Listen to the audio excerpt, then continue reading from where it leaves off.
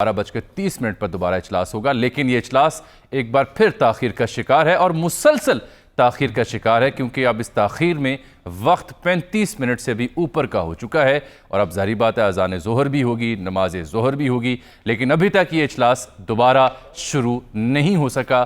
क्या वजूहात सामने आ रही हैं, यासिर मलिक एक बार फिर से हमें बताएंगे। यासिर, अब क्या वजह बन रही है, क्या कुछ मालूम हो पाया? देखिए, वजह यही है कि अपोजिशन जो है वो चाहती है कि जल्द से जल्द वोटिंग है वो करवाई जाए। सुप्रीम कोर्ट का जो ऑर्डर है उसके मुताबिक और जो एजेंडा है उसके मुताबिक कार्रवाई को आगे चलाया जाए, जबकि हुकूमत जो है वो इसके बिल्कुल बरक्स चाहती है कि पहले हर चीज पर बहस हो जाए, जो साजिश हुई है उसके ऊपर बहस हो जाए। उस हवाले से अगर देखा जाए तो पहले अभी शाह महमूद कुरैशी जब बात कर रहे थे तो इसी दौरान अपोजिशन लीडर शहबाज शरीफ उठे और उन्होंने कहा कि जी आप वोटिंग करवाएं। आपने इनको तकरीर का मौका दे दिया और ये तकरीर का सिलसिला अगर चलता रहा तो ये तो बहुत ज्यादा टाइम लग जाएगा और इसको ये काम जो है वो लंबा हो जाएगा। अब अगर हुकूमती साइड से देखा जाए तो हुकूमत की तरफ से तो जो हुकूमती बेंचेस पर लोग हैं वो ये कह रहे हैं कि हम अपोजिशन को थका देंगे, ये तमाम तर हरबे इस्तेमाल कर करके हमने इनको थका देना, इन तरह खुद ही थक जाएंगे। लेकिन दूसरी जानब अपोजिशन जो है वो एक्टिव है, वो भी इस वक्त मुशावरत जो है वो स्पीकर से इनकी जारी है।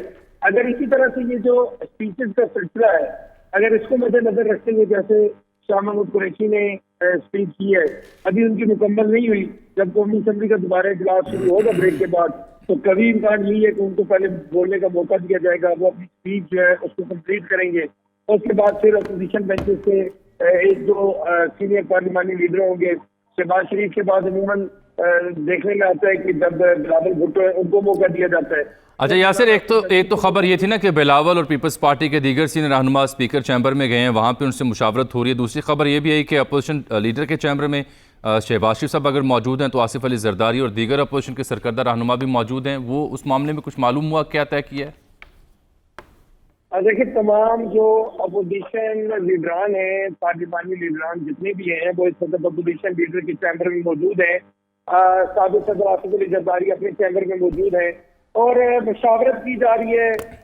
जो एक कमेटी बनाई गई है मुतहदा अपोजिशन की जानिब से जो स्पीकर से मुज़ाकरात कर रही है। अब दोनों तरफ से जो डेडलॉक है वो इस चीज पर बरकरार है। हुकूमत चाहती है कि वोटिंग जो है वो आज ना हो, वोटिंग को मजीद लटकाया जाए, जबकि अपोजिशन जो है उसकी कोशिश ये है कि आज वोटिंग करवा के इस मामले को जो है वो खत्म किया जाए।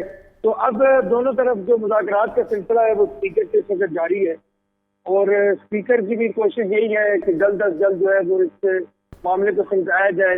दोनों जो है वो चलें, ये तो मालूम होता है कि सुप्रीम कोर्ट की वाज़ेह तरीन गाइडलाइन के बावजूद भी हमारी सियासी क़यादत इस काबिल नहीं है। ये अफसोस से कहना पड़ेगा कि इस मामले को किसी सिरे तक वो ले जाएं। अभी भी तय नहीं हो पा रहा। इजलास के हवाले से ख़ुद ऐलान किया 12:30 बजे इजलास दोबारा बुलाया जाएगा। पहले तो इजलास क्यों मुलतवी किया गया ये भी समय से बालातर है। अब उसमें मज़ीद ताख़ीर हो चुकी है, 40 मिनट से ज़ायद का वक्त हो चुका है।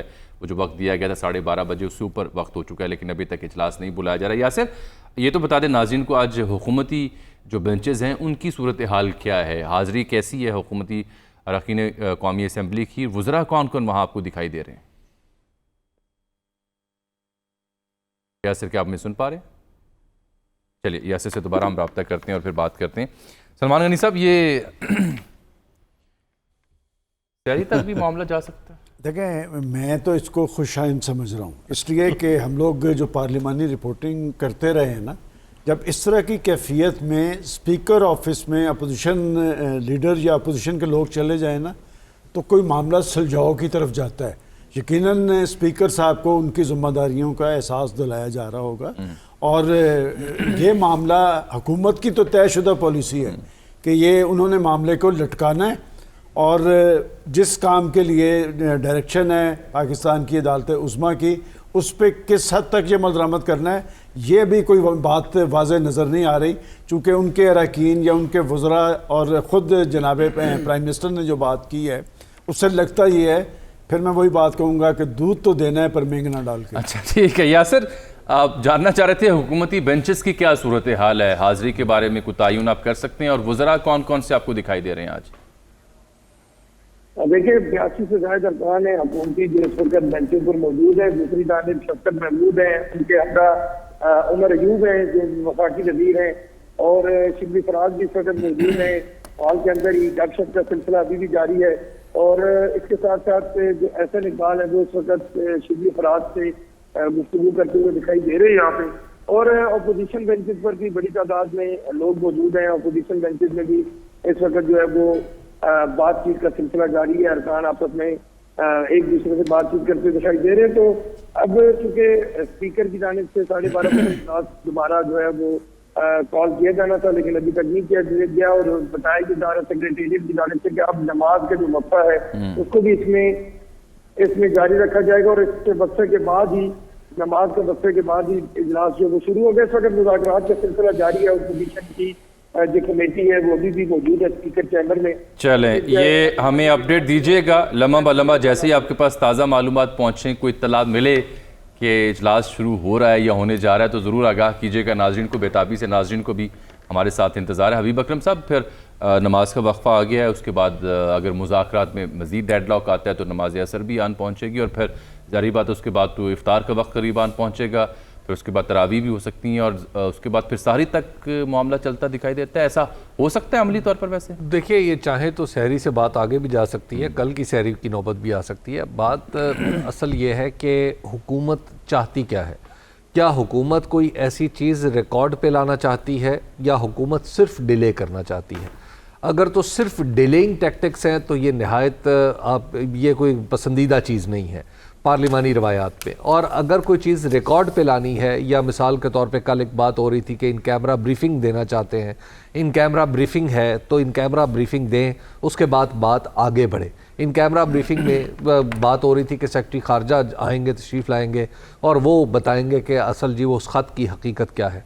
ठीक है, असम्बली के सामने वो ख़त आ जाएगा और फिर असम्बली अपना फ़ैसला करना चाहे तो कर ले, लेकिन उसमें पॉलिटिकल प्रॉब्लम ये है कि यानी जो अपोजिशन के लिए प्रॉब्लम ये नज़र आ रही है कि अगर वो उस ख़त के मंदरजात से पूरी तरह आगाह हो जाते हैं तो फिर उनके लिए डिफेंस करना, यानी उसको आउटराइटली झूठ कहना मुश्किल हो जाएगा, क्योंकि सेक्रेटरी की तरफ से बात की जा रही होगी। तो अब जब अपोजिशन एक्चुअली इससे गुरेज करती हुई नज़र आ रही है कि हमें वो मालूमात जो हुकूमत के पास हैं वो कमा हम तक आपकी इत्तलात क्या है? क्या सेक्रेटरी खारजा वाकई इन कैमरा ब्रीफिंग को तैयार है?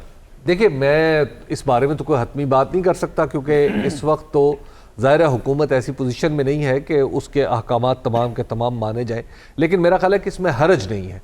सेक्रेटरी खारजा को अगर असम्बली बुलाती है तो ये असम्बली तो इंटैक्ट है ना, हुकूमत ना भी हो तो असम्बली बुलाएगी तो सेक्रेटरी खारजा को आना पड़ेगा। तो इसलिए अगर वो आके वो उस ख़त की तफसीलात बता दे तो मेरा ख्याल है वो हुकूमत समझती है कि उसकी फेवर में जाएगा। इस सूरत हाल के अंदर जो हबीब साहब बात कर रहे हैं, सेक्रेटरी इस पे थोड़ा सा ऐड कर दूं जामी साहब। बताऊं कि 2 दिन पहले जब वो प्राइम मिनिस्टर साहब से बनी गाला मिलने गए थे तो उन्होंने एक वजाहत जारी की थी। वो यही वजाहत थी कि इस ख़त के हवाले से कोई तबादला ख्याल नहीं हुआ। बिल्कुल ठीक जी। आप खावर साहब भी कुछ वजाहत देना नहीं? अभी तो यानी जो अभी देखिए, तक की प्रोसीडिंग्स है, वजाहत नहीं सर, कोई ऐसा इशारा नहीं मिला अभी तक एक कोई ऐसी हरकत का हुकूमत करना चाहती है। अभी तक की प्रोसीडिंग्स से ये ऑन एजेंडा ये आइटम नहीं है, आइटम ही नहीं है ये। जी देखिए, एजेंडा आइटम जो 3 अप्रैल का है उस पर ये जो भी रेजोल्यू क्या डॉक्यूमेंट है वो नहीं है, नहीं है।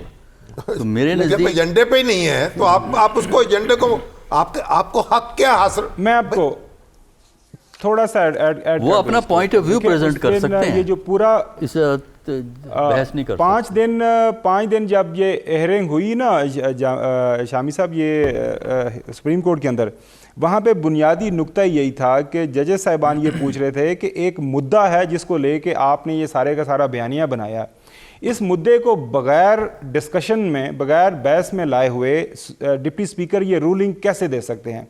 आपको ये जो मौजू है ज़ेरे बहस on the floor of house लाना चाहिए था, आप लाए नहीं। आप कैसे अपना माइंड अप्लाई कर सकते हैं? लिहाजा ये आर्गूमेंट जो है ना कि जी वो ला नहीं सकते, मुझे तो इसमें कोई दलील नज़र नहीं आ रही। दूसरी बात ये है कि जब हाउस शुरू हो जाता है, हाउस की प्रोसीडिंग्स शुरू हो जाती हैं, तो वहाँ पे हुकूमत वक्त का जो सबसे बड़ा फोरम है जहाँ पे फैसले होते हैं, जो पाकिस्तान का इस वक्त रियासत पाकिस्तान का जो सबसे बड़ा फोरम है वो है फेडरल कैबिनेट। फेडरल कैबिनेट के अंदर ये लेटर जो है मनोन इसको पढ़ के सुनाया गया, उसके जो मिनट्स ऑफ द मीटिंग तैयार हो चुके हुए हैं जो है आप भी शायद बाद में मुलाकात आपकी भी प्राइम मिनिस्टर से हुई थी, मेरे साथ हबीब अकरम साहब भी थे, हमारे साथ भी कुछ मदरजात शेयर किए गए थे।